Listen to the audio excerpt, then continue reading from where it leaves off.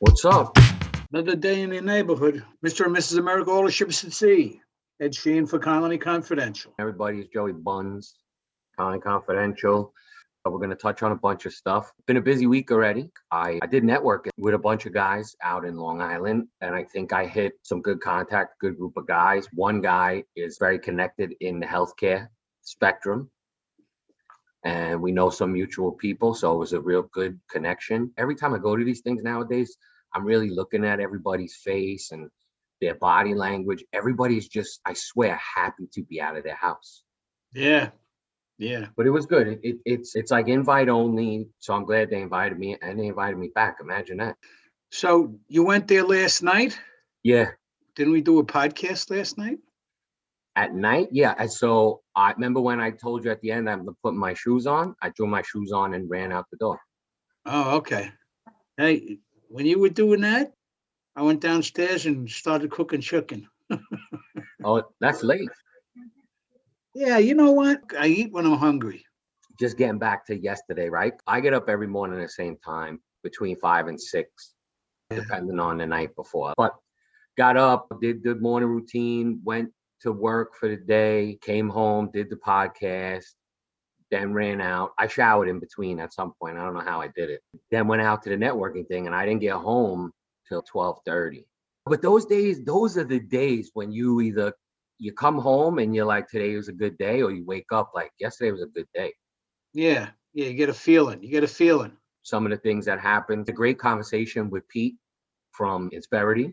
And then I met 4 new contacts. We were just talking about getting back to normal, and I explained some of our networking events pre-COVID. And he was like, I'd love to come to any of those, and I'll bring some hospital people and healthcare people. Are we going to the Macanudo Club? The guy who hosted, who's a friend of the guy that's on the SUNY Westbury board of trustees with me, he works for a school that we've been servicing since 2006. I've never met him. He's a dean of something, but I don't know where I was going with this, so I just had an Ed Sheehan moment. Wow, a little early. But it's just funny how things start to come together. So like now at that location, not only do I have the contacts that we've had for, 15 years, now I have this guy too, as a feather in the cap for the account. Loves us, but just another higher person in there. Yeah. So it was good. Yesterday was a good day. Today's going to be a good one too. Yeah. All right. We've been talking about this whole HR series and team engagement series with Insperity, the episode with Jill Chapman. I hope everybody's already listened to it. Yeah. So we spoke with her colleague, Pete, and we're tying it all together. And with Jill, we spoke about keeping close with your team members, and not only just them, but the people around them, which is part of what our virtual birthday party is going to be like. Hopefully some of the team members involve their families. It's going to be a good time. It's going to be you at home on a Zoom, a different platform, and you can have your family involved. And there's a bunch of stuff involved with it, but it speaks to what we talked about with Jill, with team engagement, staying close with your team and including the people close to them. And you'll see in this whole series that's coming out that would tie it all together between HR, team engagement. Yesterday with Pete, the 3 anchors and the 10 strategies for really building your business and building your team, and just tying all that together. It's really what we've always been about in the podcast, just building your business the right way. Think about what we spoke about with Pete, and where I was telling him I wish I started doing this stuff when I started my business instead of having to play catch up with all the processes and whatnot. Yeah. But well, you're different. When I started, all I wanted to do was make money. It was all me. And a good day, I remember, came home on a Saturday and I had $125 in cash. Yeah. My rent was $120 a month, and I had a nice store for $55 a month. Gas was 32 cents a gallon. 125 was a lot of money, baby. That's what we're all about here on the podcast, and why we're trying to get it out there for people starting out to think of these things. Maybe an Insperity is too much because you don't need all of that stuff for one guy, but you do need the other things. And as I was starting out, what I would have loved to have had in my head, I was like you, I wanted to make money because I need, You have to put food on the table and all of that. But I wish I would have, at the very least, started writing some of the processes. Like when I hired my first person, I would have, even if I didn't write it before I hired him, as I went through it, how to do it, going all the way back to 2003, 2004, technology was not as advanced as it is today. But you were able to search the internet. I was able to get some questions. Obviously, I spoke with you. I came up with my own questions for an interview. But like I literally wrote them down on a notepad and then asked the person. I didn't have an application at the time. It was very, what'd you say, half-assed? No, I said yes. And like a lot of times he was talking about if your people are happy, they'll recommend their friends and stuff. I got a couple of good people that way. And that's how I picked up a friend who he lives in New Jersey now. That was a friend recommended him. I did a favor. Yeah, I'll interview him. I didn't think I was going to hire him, but I did. And what Pete was talking about with that was when you build your company culture and you're developing your leaders and you're doing all the things, you're rewarding them, you're congratulating them. When you're following your culture, living your culture as the owner, the operator, and if you have management, when you're living your culture and you hire for your culture, your company, they will be so happy that if they're talking to a friend and their friend is, oh, I don't like my job, whatever, they'll be like, yo, you should come work here, man. It's great. And that happened with a couple of times at Colony. But look at the twins. Mike worked for us. His brother was not necessarily happy where he was working, so he came on board. Recently, the guy, Mike Teska, his friend with the tattoos. Yeah, the butcher. Yeah. He worked in a deli, right? Yeah, he did. He worked in something like that, like a grocery store type place at the deli counter. He too wasn't happy, and Mike told him like, yo, I think we're hiring, you should come on board. And then, so the flip side to that too is Mike is going to get money for bringing his friend in. Once his friend reaches, I think it's 6 months or 4 months, they get a thank you for recommending this team member. And then everybody gets happy. And then Mike's going to say, yo, I got X amount of dollars just for bringing my friend in who wanted a job. The other thing too, I know when I'd be traveling around, I could observe. Grandma, when I be traveling. No, when, going to different stops, accounts, I would see people that were working and I saw that they were very good workers. And I got two really good guys that way. You're always looking to hire. Might not need anybody, but you always got somebody in, this guy looks good, or you go through interviews and stuff like that. Well, what we are talking about with all these processes, we'll just talk about a hiring process or a recruiting process. We have this process in place. Our process is we put the ad out, people reply, you look at the resume, and there's key things that you're looking for in there. Stability, is this person bouncing around all the time? Or we spoke about it with Jill, are there gaps in their employment? Things of that nature. Then if we like somebody, there's a process that begins. Okay, here's 6 resumes. Let me get on a call, or let me shoot them an email with the application. And again, during our conversation with Jill, we talked about it. It depends on where we're at in the hiring process or how deep our needs are. If we need somebody ASAP, we may speed up that process, and instead of sending an email, make the phone call. Okay, sounds good, application. And you weed out, even though you've seen these resumes and the resume looks good, you weed out some of the people by putting them through this. So part of the process is weeding people out. We've had people go through the whole process, send an application, and still not even show up for an interview. But they're doing us a favor by they're wasting our time a little bit, but not showing up. Thank you. We didn't even have to make a decision for you. You ever have that? And then they call you like a week later. Listen, you know why I showed up? We hired somebody. Oh, yeah, you had a scheduled interview. We don't wait for you. And then they get mad at you like you did something wrong. Yeah. So definitely. Yeah, or the people that are 15 minutes late or 20 minutes late and don't call and then can't believe that they didn't get the job. Great story. We had an interview. He was 10 minutes late for the interview. We still interviewed him, or I should say Chris interviewed him. He had lost his previous job because of tardiness, right? Being late, whatever. But when Chris spoke with him, he had a good explanation for it. What was it? I don't remember exactly, but Chris was like, I don't know, I would give him a shot. I said, okay. I said, tell him to meet us at the office at whatever on this day so I could meet him. Let me see. whatever. So 15 minutes after he's supposed to be there, he calls Chris and says, the train's running late. And Chris was like, guy, I told you that you were coming to meet the owner of the company and we were going to discuss the fact that you lost your last job for being late. And now not only are you late, you're 15 minutes late right now and you just called me. You didn't know you were going to be late 17 minutes ago. So the kid was like, so should I come? And Chris was like, nah. But they're just delusional. But he went back to bed.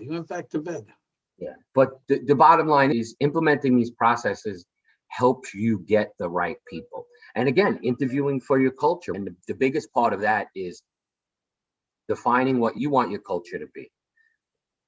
If you're not sure, that's the first thing you should do right now is define what you want your company culture to be and take it from there. And then you got to eat, sleep, and breathe it. Yes, you're right. What would you say your company culture was back in the 90s? Company culture. You wanted to do a good job. You wanted these guys to do a good job. And you wanted to have fun. You wanted to have a few laughs along the way. There's always a lot of them come to me with their problems and everything. The culture was, it's a good place to be. You paid pretty well. You got health care and all of that stuff. Enjoyable place to be. And if it wasn't, then you obviously didn't stay. And it was always, I got a bunch of guys together, like a core group, like 7 guys. And a lot of times we go out, which you can't do now, go out drinking and having laughs. And then the gossip Monday, what somebody did on the weekend. And it was just a good time. So the definition of culture in business, I'll just give it to you from Indeed. It's business culture refers to the set of behavioral and procedural norms that can be observed within a company, which includes its policies, procedures, ethics, values, employee behaviors, and attitudes, goals, and code of conduct. It also makes up the personality of a company and defines the work environment: professional, casual, fast-paced. So if you remember, like a lot of people, it also interesting stat here. It says, this is an Indeed survey, 46% of job seekers who considered a job but did not apply to it said they ultimately chose not to apply because they didn't feel it would be a good culture fit. For half of the people almost. The word culture was never around. No, I know, but you still had one. You did. I did have it. We had policies in place. I don't remember what they were. No, but you had a culture, right? So a lot of people in an interview will ask, what's the company culture, a candidate? And we'll say it's a family business with a corporate feel and a corporate attitude. And then that's the short version, right? And then the long version is where we get into the core values, the 4 core values of the company, what they mean and what's expected. But you had a culture. Everybody had to do their job. Some of the core values that we put together are based off what I learned from you. So it wasn't necessarily on paper, but your guys knew what they had to do. They knew that that they had to be professional. They knew that they were going to have fun. They knew they could play golf with you on Sundays. The culture was very family oriented, but there were strict rules for your job and you'd have to be professional. You had it. It just wasn't, like you said, it wasn't a thing. All these new fancy words come out and people such as yourself are like, yeah, I did that. I just didn't call it culture or I didn't call it this. But the goal of all of this is for people that don't really know where to start is giving some ideas on how to start it. Another podcast that we will be coming out soon is the one with Audrey from EcoServe up in Buffalo. Yeah, that was nice. I always think when the snow is bad here, what are they doing up in Buffalo? I remember back in the day, there was this nurse that I knew. I never went out with her, but she was a lot of fun.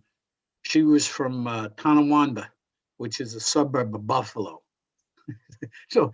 And she was talking about the snow up in Buffalo. And like we got 18 inches recently, right? And it was, so they get it, they measure it in feet up there. And like, oh, shit. Yeah. So when we first merged all the associations, like 2012, 2013, I was very friendly with the general manager, or I don't remember, was it general operations manager of Buffalo Exterminating, which is where Audrey's father worked, I think was a manager partner, but they got 11 feet of snow during the first association meeting in Buffalo of the new merged entity. And I remember I was supposed to go and I was like, nah, I'm not going. And everyone got snowed in. Their flights got canceled like 2 or 3 days in a row and they rented a car and just drove back. But That Buffalo ride's about 8 hours. something like that. But look, after 3 days and 11 feet of snow, I think I would do it too. I went up there with your mother and Eddie. Eddie was a baby. And it was a Saturday. It was a slow day, whatever. I got off work at 2 o'clock, loaded up. I had this, what would be considered an SUV now. But then we drove 8 hours up to Buffalo. And that's the first place. Her husband, Al, told me, oh, they got this new thing here. They got these great chicken wings. And that's where the buffalo wings came from. Not that they came because I was there, but they came from Buffalo. That's how they got the name. I got you. I can follow sometimes. All right. Okay. So yeah, so it was a good episode with Audrey. And one of the final questions that I asked, or you might have asked, I don't remember, was what advice would she have for someone starting out? And she said something that you hear all the time. And every time you hear it, you're like, yes. She basically said, surround yourself with people smarter than you. And we talk about that all the time. And it's so true. She also talked about getting some kind of mentor. And if you're in pest management, if you're a member of NPMA, National Pest Management Association, they have a mentor program where you get matched up with somebody that's more advanced in business than you in pest management. That's a good deal. Now things have changed dramatically. What's it? 53 years, yeah. Since 1967 in the 70s, 80s, things have changed. And even in the last 10 years, things have changed. And that's good. Things are evolving. And we're getting more respect. That pandemic, I'm very worried about. You go to Manhattan, you see all these stores are closed, empty and stuff like that. I'm not going to get into politics, but other places, they did it a little differently. And their economy is not screwed up. Yeah, listen, I think we're going to come back. Oh, we will come back. But you're talking not in a year, you're talking in years. I do think that we're in for a new regime in the entire state, from the governor all the way down. Definitely the governor and the mayor. Everyone that I speak to does not understand how this is happening and how it's working. Why was New York City restaurants shut down for so long, but they were never shut down in other parts of New York State that had higher rates of COVID? Exactly. Doesn't make any sense. Why in Long Island can you open at 50% capacity in a restaurant, but New York, the 5 boroughs, is 25%? It doesn't make sense, because you're doing an average of the people. So it just doesn't make sense. When we closed on the refinance in Suffolk County, restaurants were closed in New York City and they were open. And Suffolk County was like at an 8% rolling average of COVID positive rates. And New York City at the time, they had just closed the 5 boroughs down, was like under 6%. So why? And if the mayor made the decision, that's different. But the governor made it. He governs the whole state. Why is Long Island allowed this and this is not allowed that? And if you're doing it off the numbers, and that's what doesn't make any sense. With all these businesses closing down, their revenue and the city revenue is going to be down dramatically. And these guys are talking about, we're going to do this, we're going to do that. Like you say, it doesn't make any sense. And there's a new round of PPP coming out. There were some new things added to it. I'm not that well versed in it. This is actually, I think, the 3rd round. But this round is very good because previously, sole proprietors, small mom and pop operations didn't qualify because they didn't necessarily have a payroll. Because when you're a sole proprietor, you usually just take checks and you do your taxes differently. So the PPP originally was exactly what it says, Paycheck Protection Program, for what you paid your people. So now what they're doing is they're making it available to these smaller places and no one else for 2 weeks. So our friend Julius, with the driver that has his own business, but it's only him, he really wasn't able to get any PPP. Right. And now he can apply. These are the people that need the help. They took losses, right? You have to have a loss. And now you're going to get a stimulus to help you continue on. Somebody like Julius one day may have tons of employees. I would think he will because of his drive and what he wants to do. But if this puts him under, he's under. Yeah. A lot of home service businesses were affected by this because maybe they were startups, or maybe it was like, I'm just thinking of one in pest control that I saw a story about them.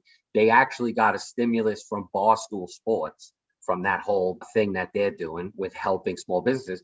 But it was a father and a son.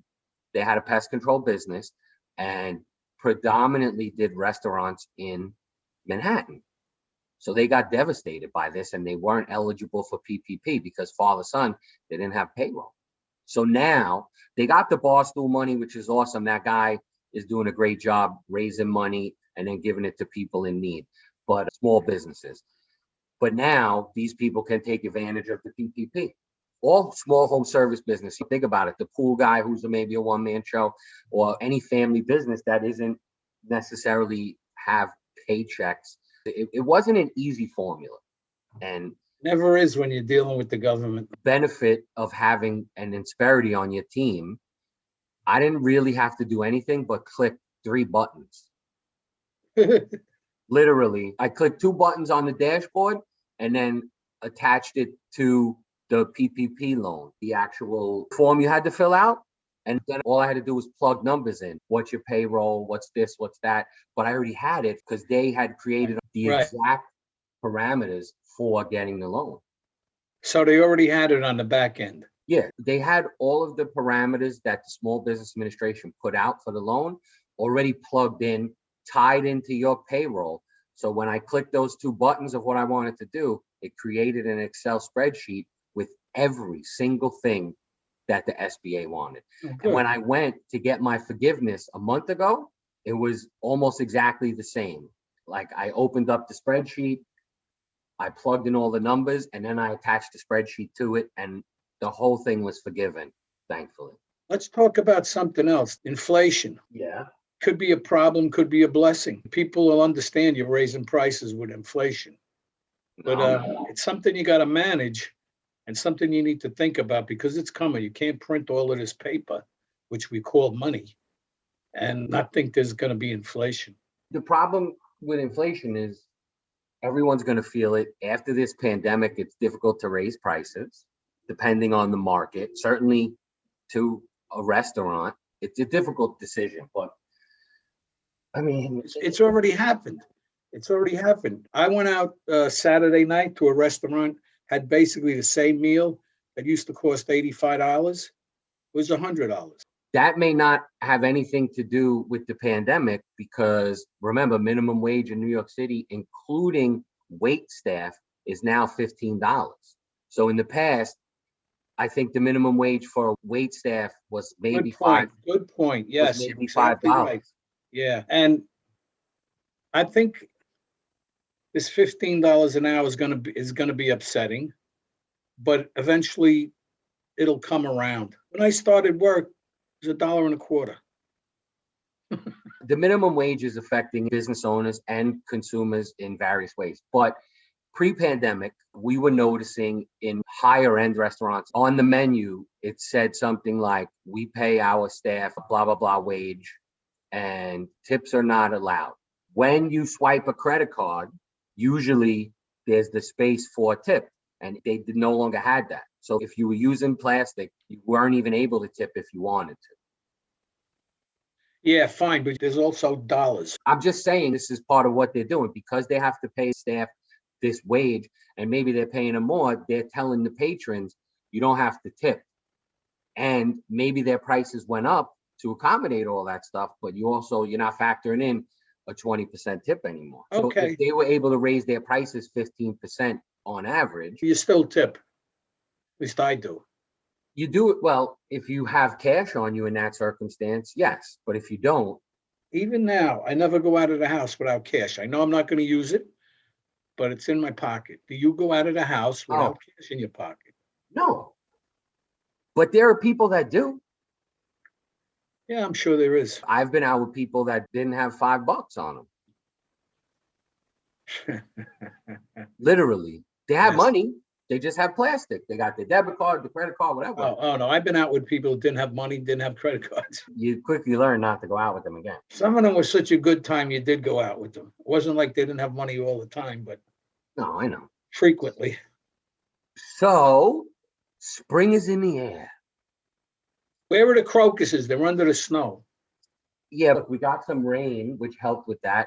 Anyway, the whole point of me saying spring is in the air and spring is coming is what to expect out there as a home service provider, and certainly as pest control, pest management professional. What should we expect? So the world begins to open back up. What does that mean? Combined with spring, combined with all of this snow and rain that we're getting, what does that mean for us with pests? What does that mean for other home services?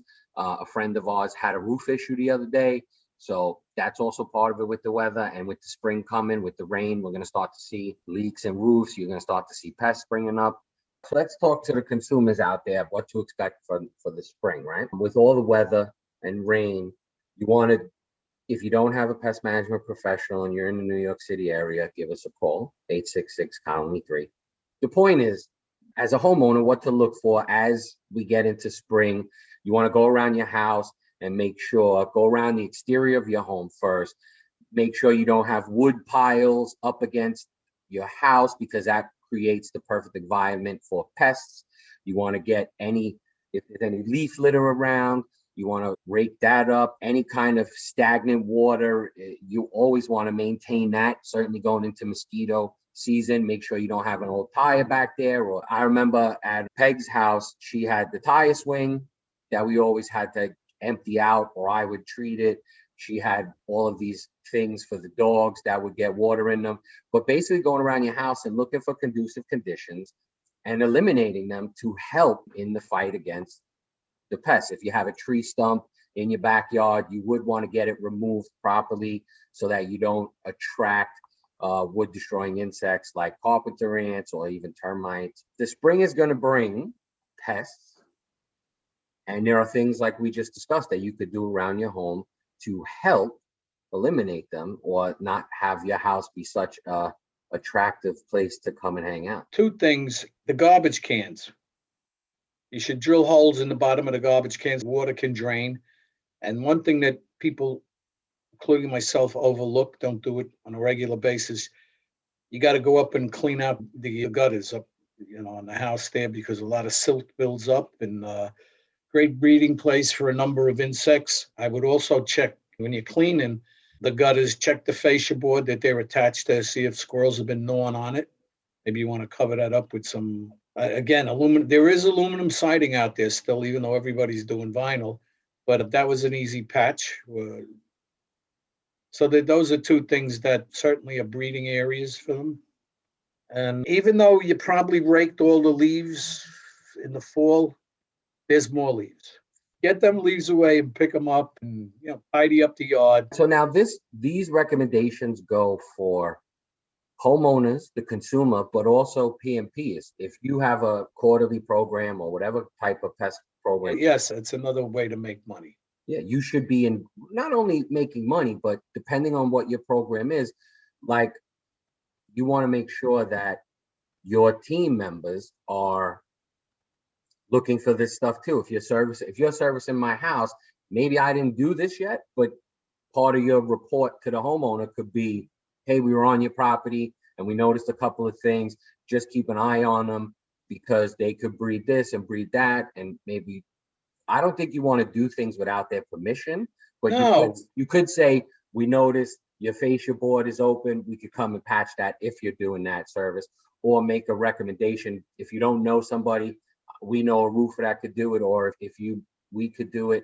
But you want your team, when they're out doing that quarterly service, you want to train them to walk the perimeter, look high and low. If there's a backyard, walk the entire yard to check for conditions conducive to pests, and then provide that report to the homeowner.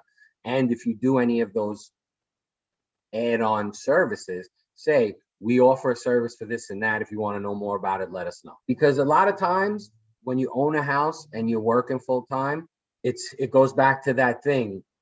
Do you want to spend time to save money, or do you want to spend money to save time? Yeah, exactly. And you usually spend money to save time. Because we spoke about this in the past, and that's one of the number one things differentiating successful people and unsuccessful people. Okay. So it's good to know sometimes when we have these conversations that even though we didn't know all this stuff previously and we weren't educated on it, we were already doing it. Yeah. Yeah. We didn't have a process for it. Because it was all in our head. Yeah, exactly. Listen, I did that for years. And then I think we started with getting stuff on paper. I already had 7, 8 employees. It would have been easier to start putting it down earlier. That's all. At the end, what did you have? 25 techs? I had sold off some stuff at the end before I sold. It was like 15, 16 guys. But at the peak, I had 22. But then you start looking at stuff and you're saying, we're making money, but we're not making the money we're making here. And, we tried to upgrade it. People were so ingrained to some of these companies we bought that it wasn't happening, or if you could, it would be very minimal. So you built it up. But one of the things I remember that when I sold off these routes, one of the reasons they became more profitable because we got into the zip code stuff. And we told people like, yeah, oh, I have to be done on this day. I go, then you got to get somebody else. We're going to raise the price. And I would say 99% of the time, okay, I can be done that day. It's just that they had gotten into a situation where they controlled the customer. No, they controlled the exterminator. Afraid to lose the business, working his butt off. And anyway, when I got into the zip code thing, there was less traveling and stuff like that. But we just wasn't worth the time we were putting in for the money we were making. So I sold some of it off, some routes off, and it worked out better. It was less stress and stuff like that. And I've been ramping up, and then said, fuck it. Excuse me. I said, this is just too good to turn down, and my kids weren't going to take over. Wah. And best thing that ever happened. I think so, because it made you your own man. And yeah, I think it was, if you look at the big picture, it was definitely a good. 100%. You were able to sail off into the sunset. You didn't sail far enough off, but that's fine. And yeah, I was able to, this was not the original plan for me. That's why you sold. Yeah, you got your college job. So anyway, just to recap, a lot going on. Great. The Insperity series is out, talking about our teams and how to make everything and everyone better. Listen to the Jill Chapman episode out now. A couple more down the road. We interviewed Audrey Hall from EcoServe. That episode will be coming out in the coming weeks. And spring is in the air, so get ready. Consumers and home service businesses, get ready for what spring brings and what it means to your business. Yeah, get ready. Grease up those. How's the termite season this year? It started already in a couple of places. People have gotten swarmers. So I think once this whole thawing happens, thawing of the ground, I think they're going to start to shoot out in the next at least 2 to 3 weeks. Once this all snow goes away, I think you'll start to see them. Okay, that's encouraging. But so my point was, grease up those pumps, check those drills, just basically get your act together. Yeah, termites are in the air with spring as well. Termites are in the air. You want us to touch on it? Time in Brooklyn. Yeah. Those little bastards are chewing the shit out of your house. Mr. and Mrs. America and all the ships at sea. Ed Sheehan for Colony Confidential. Thanks for tuning in.